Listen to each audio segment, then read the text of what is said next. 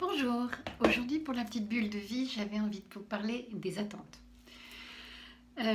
Pourquoi je parle des attentes? Parce que elles sont les principales responsables de notre malheur. C'est-à-dire qu'on va avoir des attentes par rapport à quelque chose. Tiens, ben, j'aimerais bien que les choses se passent comme ci, comme ça. J'aimerais qu'il ait des attentions vis-à-vis de moi. J'aimerais qu'elle pense à moi. J'aimerais savoir qu'elle m'aime, qu'il m'aime, que les attentes, voilà, j'aimerais que mon père reste toujours mon père tel qu'il était, qu'il ne soit pas partagé par quelqu'un, et j'aimerais que... j'aimerais, il y en a à l'appel, hein, là je vous en dis que quelques-uns, mais on pourrait en faire une liste comme ça. Et c'est ces attentes-là qui vont faire que, eh bien, on va être malheureux. Pourquoi? Parce qu'en fait, on aura mis les attentes, et puis il y aura la réalité, et ce décalage-là va créer notre malheur.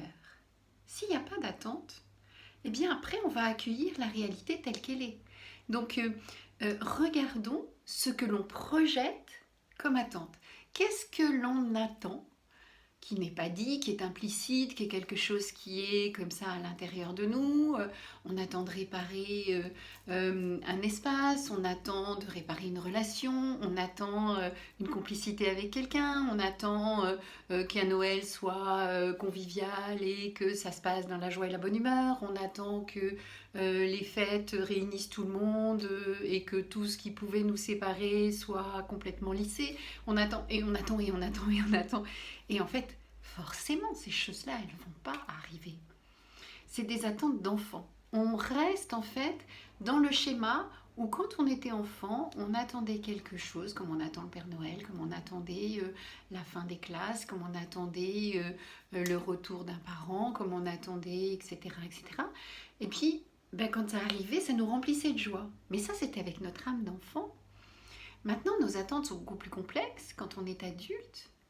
Et elles sont en fait par rapport à quelqu'un. On attend que l'autre soit comme ceci, ou que l'autre fasse ceci, ou que l'autre ait telle ou telle attitude. Mais non, non. En fait, c'est comment j'accueille l'instant présent, comment je sais euh, ne pas avoir d'attente, et du coup, quand tout vient, tout est cadeau.